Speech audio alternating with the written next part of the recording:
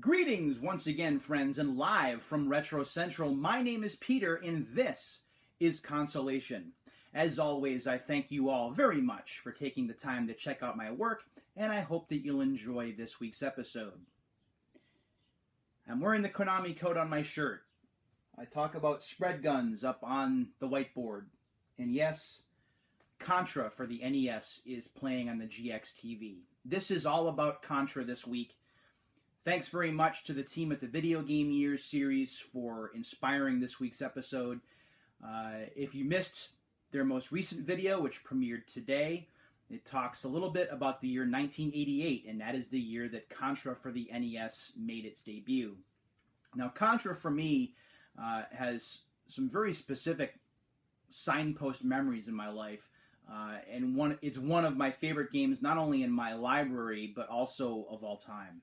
And I'm going to tell you a little bit about why. Back in 1988, 89, and most of 1990, I didn't have an NES. I had a Commodore 64, or I played arcade games either at pizza places or convenience stores or at local malls. I didn't get an NES until Christmas of 1990. So my NES experience came through friends, going to visit friends at their houses, playing games, mostly competitively, sports games like RBI Baseball or 10-Yard Fight or Blades of Steel, stuff like that. But Contra was the first cooperative game that I ever tried to play. I played with my friend Chris, who lived just outside of Worcester, Massachusetts. Now, I made a lot of rookie cooperative mistakes that you can't make when you're playing a Contra game, especially with someone who knows what he or she is doing, because it will get you sworn at, and it will have a lot of anger directed at you when you make these stupid mistakes. Such as, when playing Contra, if you're playing any of the levels that are scrolling up, and you happen to be scrolling upwards on the screen faster than your partner is, your partner can be forced to his death. Through no fault of their own, and that will get you sworn at. If you have a spread gun already, and you see a spread gun power-up, and you decide to pick it up when your friend needs it, your friend's probably going to swear at you and call you a few choice names. Names that I choose not to disclose on this YouTube channel because I'm trying to keep it fairly clean. I made those mistakes. I made a lot of mistakes as far as charging too far forward on screens without knowing what was coming, rather than being cautious.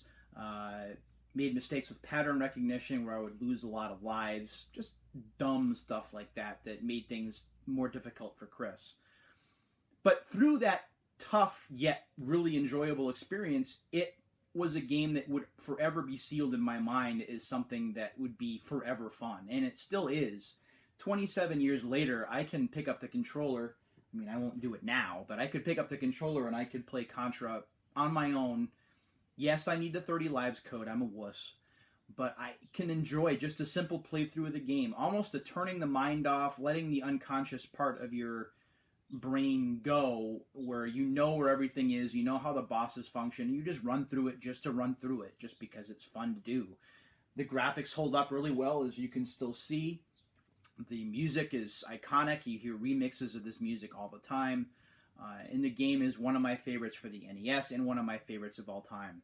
So I was really glad to see the Video Game Years folks bring up this game in their video. If you haven't seen it yet, you can check out the video in this annotation up here, or you can check it out in the description of the video below.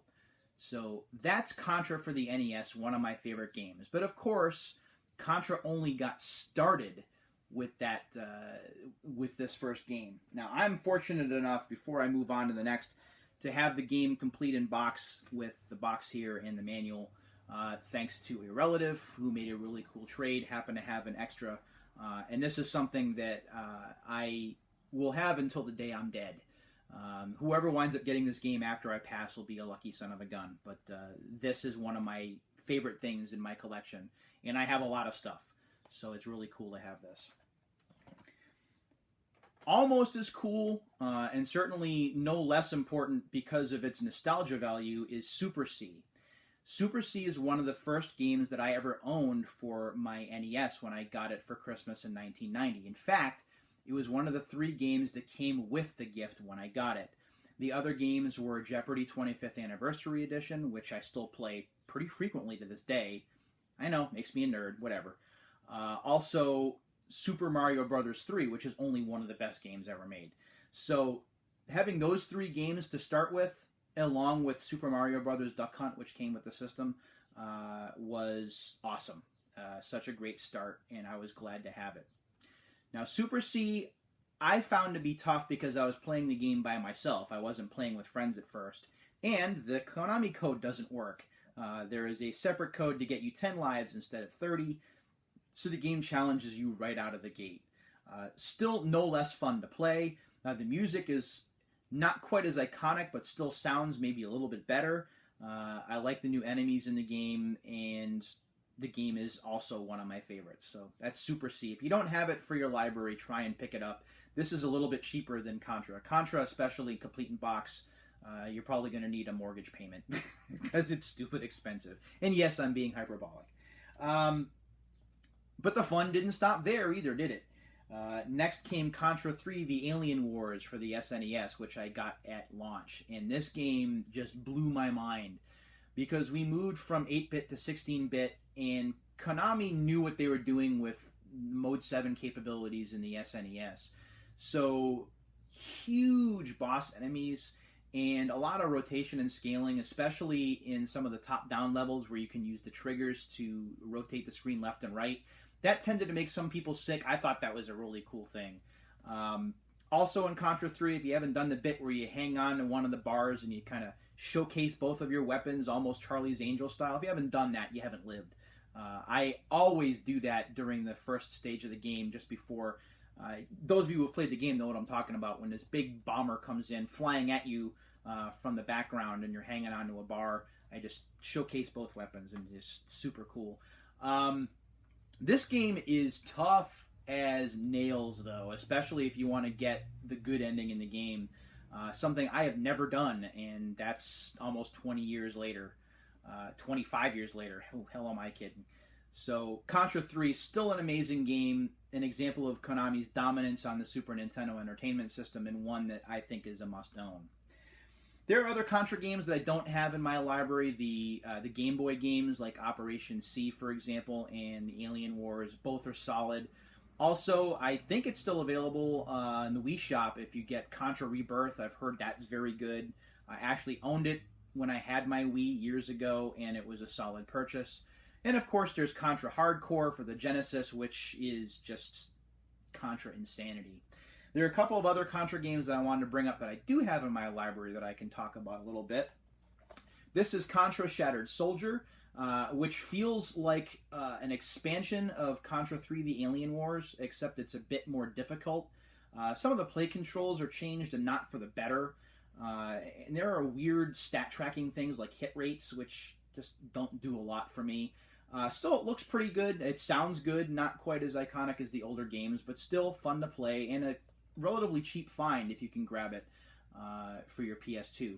Bear in mind, it is a blue-backed or a compact disc-based game, so some PlayStation 2s may have difficulties running this or may sound like jet engines, but don't let that put you off from picking up Contra Shattered Soldier. Shattered Soldier. Say that 3 times fast. And the last one I want to talk about is Neo Contra for the PlayStation 2. And this game is easier, and I put that loosely, than Contra Shattered Soldier, but it's also much more over the top and off the wall, and that's what makes it such a delight to play. Again, the play controls take a little bit of getting used to, kind of like Shattered Soldier, but the enemies are definitely different. The thing in this game that I found was interesting is it has a lock-on system that reminds me a lot of Raystorm from Taito, or you might have played the Working Designs / Spaz published version for the original PlayStation. That kind of lock-on system is there, which makes it a little bit more interesting to play.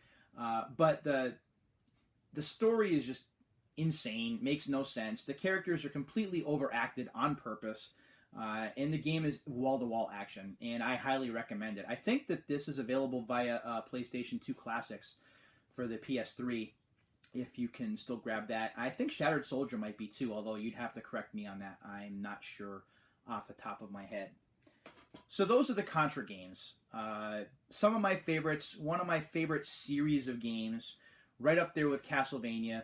Both of course from Konami, who unfortunately is doing whatever they do these days that's not gaming related, and it's unfortunate to see what they've become. But it's important, and I've talked about this in a past episode of Consolation, to remember them for what they were. Konami was a powerhouse of a publisher for the NES, for the SNES, and even for the later systems, although that powerhouse level tended to dwindle a little bit as time went on. Your Castlevanias, your Contras, your licensed games like Teenage Mutant Ninja Turtles and The Lone Ranger, Cybernator for the SNES, and Axelay, which is another fantastic game that I've done a playthrough on. Konami was good once upon a time and should be respected as such. Is it sad that they've become something less than that and video games aren't as important to them today? Yeah. But let's remember the good times and try not to be quite as upset about the bad times.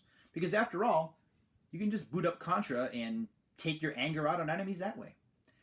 Thanks for watching this episode of Consolation, everyone. I hope that you enjoyed it. Again, thanks to the Video Game Years crew for inspiring this week's episode. And I will see everyone next week. Until then, my friends, take care.